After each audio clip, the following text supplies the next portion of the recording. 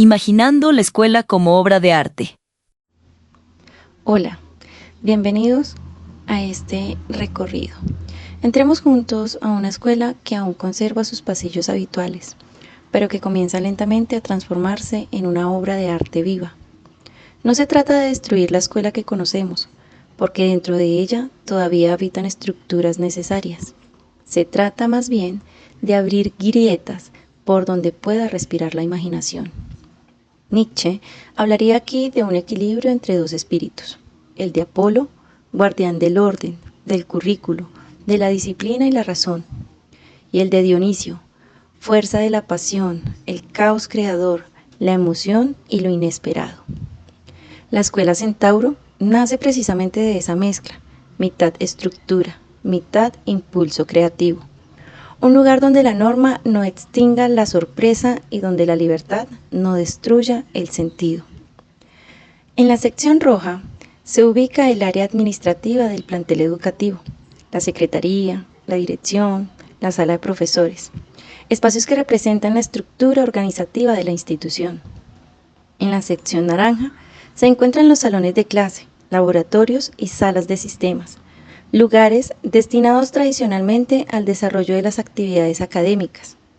Allí, el estudiante suele experimentar procesos de formación orientados a modelar su cuerpo, pensamiento y lenguaje bajo determinados parámetros institucionales.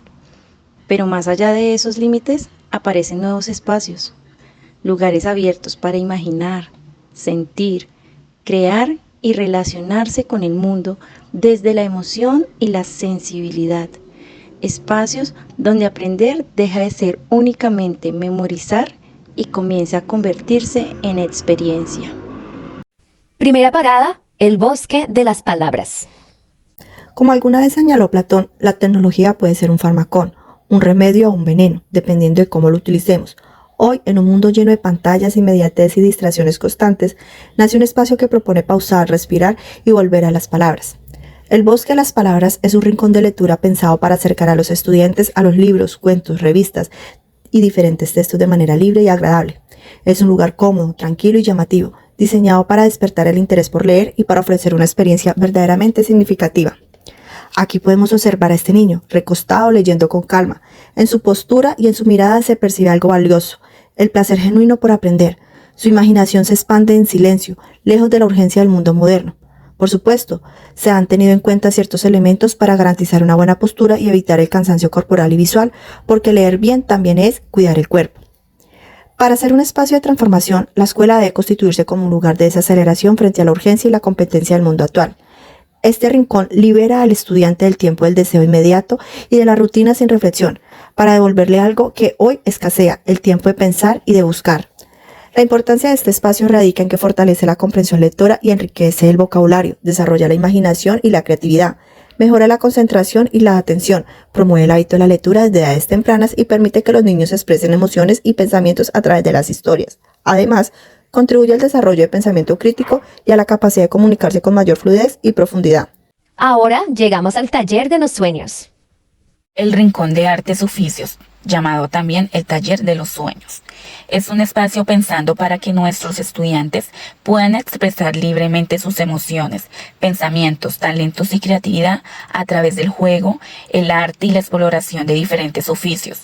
En este lugar, los estudiantes no solo aprenden contenidos académicos, sino que descubren quiénes son, qué sienten y cuáles son sus capacidades. Como podemos observar, este espacio se relaciona directamente con la idea de la escuela como obra de arte, ya que permite que el aprendizaje ocurra desde la imaginación, la sensibilidad y la experiencia. Aquí, los niños pueden pintar, bailar, cantar, actuar, crear manualidades y representar profesiones u oficios mediante el juego simbólico. De esta manera, desarrollan su autonomía, fortalecen la convivencia y aprenden a trabajar en equipo mientras disfrutan del proceso. El taller de los sueños también favorece la motricidad fina, la coordinación, la autoestima y la confianza en sí mismos. Además, brinda un ambiente donde todos pueden participar sin estereotipos, explorando libremente aquello que les apasiona y descubriendo habilidades artísticas y culturales. Dentro de este rincón, el docente cumple un papel muy fundamental como guía y acompañante, creando un entorno seguro, dinámico y enriquecedor donde cada niño pueda sentirse escuchado y valorado.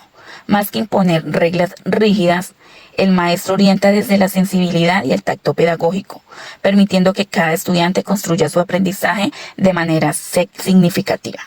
A través del juego, la música, la danza, las manualidades y la representación de oficios, los niños aprenden de manera más significativa y emocional, fortaleciendo tanto sus habilidades cognitivas como sociales. Así, la escuela se transforma en un lugar donde cada estudiante puede ser protagonista de su propio aprendizaje y construir su identidad desde sus talentos y sueños, tal como plantea la idea de la escuela como obra de arte. Se siente el aire puro. Llegamos al rincón de los guardianes de la naturaleza. Es el momento de salir de las cuatro paredes del aula. Ubicado al aire libre, este espacio vivo, pensado específicamente para sembrar, meter las manos directamente en la tierra, ensuciarse, cuidar y observar las plantas, los animales y otros factores que interactúan en este pequeño ecosistema. Este lugar conecta a los niños con la naturaleza, fomenta valores ambientales, aporta experiencias significativas y sensoriales en su aprendizaje. Aquí podemos observar la imagen de este niño explorando la naturaleza, libre, sin miedo, sin noción del tiempo. Por este otro lado, estos niños recrean una clase de ciencias naturales con su maestra. Aquí tiene más sentido una práctica vivencial que ver imágenes en un libro o memorizar palabras desde un tablero. Ver cómo crece una planta o el comportamiento de una población de hormigas, por ejemplo, nos enseña de forma orgánica la paciencia, la responsabilidad y el trabajo en equipo. Pero también se está interiorizando el conocimiento académico que nos exigen. Además, se crea una conciencia ecológica que acompañará a esta persona por el resto de su vida. Si nos detenemos un momento, podemos relacionar esta imagen con una de las escenas de la película El último vagón. La mariposa, el tritón, ¿recuerdan? El entorno natural, sumado al relato inspirador de la maestra, cuando ella utiliza la metáfora de los animales que llevaban como tarea, haciendo ver a sus alumnos la esencia de su ser, cambiando la forma en que perciben su propio potencial. El propósito de la maestra no era moldear a sus alumnos, sino guiarlos a descubrirse y a crearse a sí mismos como personas únicas e irrepetibles. Ya vimos 3 espacios creativos espectaculares, pero en la práctica estos parecen inmanejables frente a los salones tradicionales. Es aquí donde entra en juego el arte del maestro. Hay una cita de Rousseau que ilustra una paradoja pedagógica magistral que dice: joven profesor, le predico un arte difícil que es el de dirigir sin preceptos y hacerlo todo sin hacer nada. Parece contradictorio. ¿Cómo puede un maestro hacerlo todo sin hacer nada? Pues bien, el maestro hace todo en la etapa previa.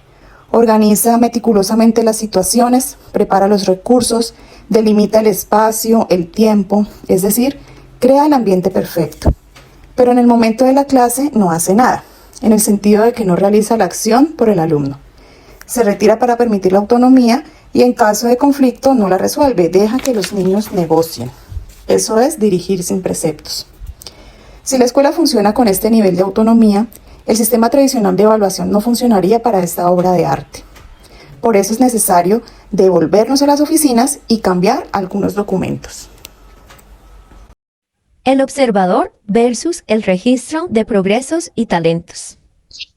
Cuando pensamos en la escuela como una obra de arte, entendemos que educar no debería significar fabricar estudiantes bajo un mismo molde o prepararlos únicamente para responder a las competencias del mercado. Al contrario, significa reconocer que cada estudiante es un ser único, con talentos, ritmos, emociones y maneras distintas de aprender y de habitar el mundo.